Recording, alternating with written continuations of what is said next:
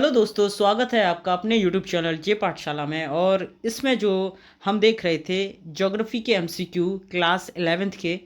और इससे पहले जो हमने क्लास 11th के जो है कई वीडियो जो एमसीक्यू के हैं उन्हें अपलोड कर दिया है। अगर आपने वो नहीं देखे हैं तो आप वो देख लीजिए।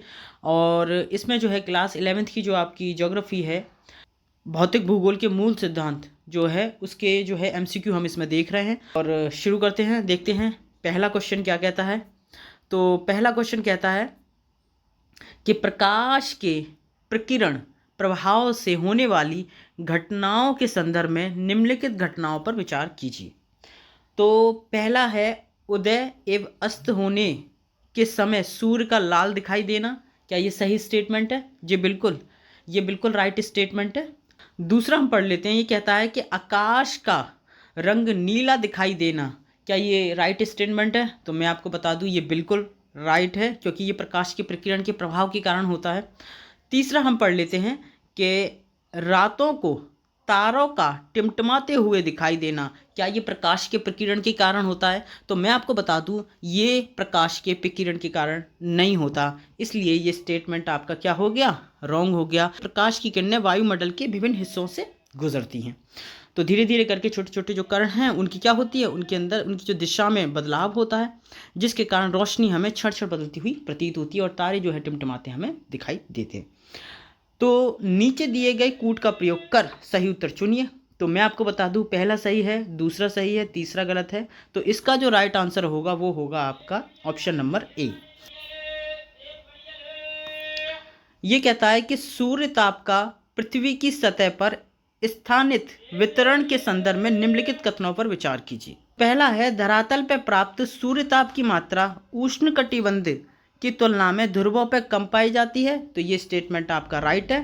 दूसरा पढ़ लेते हैं, सबसे अधिक सूर्यताप उपोष्णकटिबंधीय मरुस्थलों पर प्राप्त होता है। तो क्या ये स्टेटमेंट राइट है? जी बिल्कुल, ये स्टेटमेंट आपका राइट है। क्यों क्यों दिखाई देता है भाई सबसे ज़्यादा?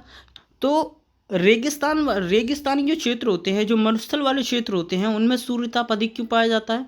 तो वो इसलिए पाया जाता है क्योंकि वहाँ की जो मिट्टी होती है ना, वो सूर्य की ऊष्मा को शीघ्रता से क्या करती है, उसको अवशोषित कर लेती है, उसको जल्दी क्या कर लेती है, अवशोषित कर लेती है उसको।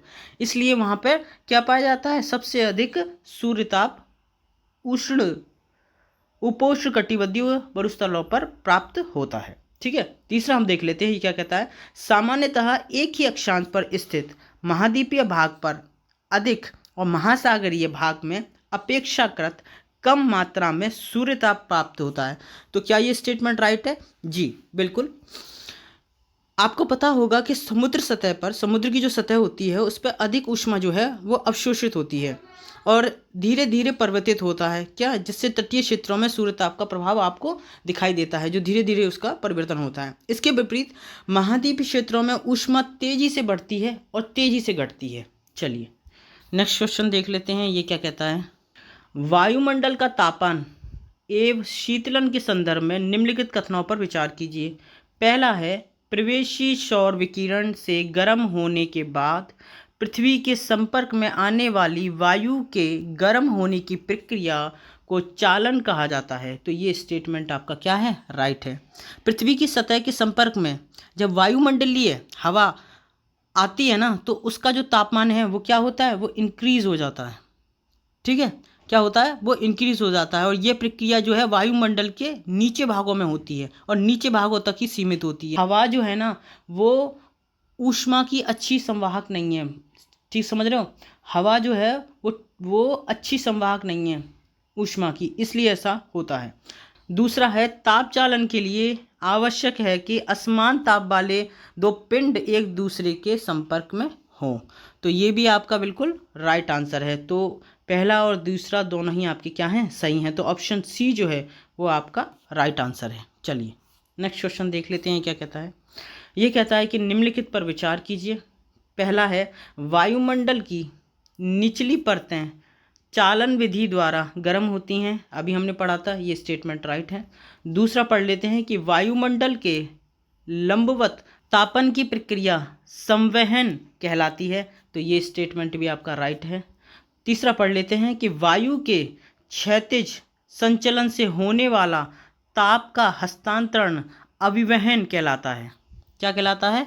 अभिवहन कहलाता है। ये तीनों ही स्टेटमेंट क्या हैं आपके? राइट हैं। ऑप्शन सी जो है वो आपका राइट आंसर है। चलिए नेक्स्ट क्वेश्चन देख लेते हैं क्या कहता है। तापमान के वितरण को नियंत्रित करने वाले कारकों के संदर्भ में निम्न पर विचार कीजिए। पहला है उस स्थान की अक्षांश रेखा, दूसरा है समुद्र से उस स्थान की उत्तुंगता, तीसरा है समुद्र से उसकी दूरी। तो नीचे दिए गए कूट का प्रयोग कर सही उत्तर बताइए। तो मैं आपको बता दूं, तापमान के वितरण को नियंत्रित करने वाले ये कारक हैं, और इसमें समुद्र से दूरी, इसमें जो है और भी कारक हैं, जैसे वायु संहति का परिसंचरण, और स्थानीय कारक भी हैं, और उष्ण और ठंडी जो महासागरीय धाराओं की उपस्थिति है वो भी है। ठीक है, इसलिए ये तीनों ही स्टेटमेंट क्या हैं आपके? राइट हैं। ऑप्शन डी जो है वो आपका राइट आंसर है।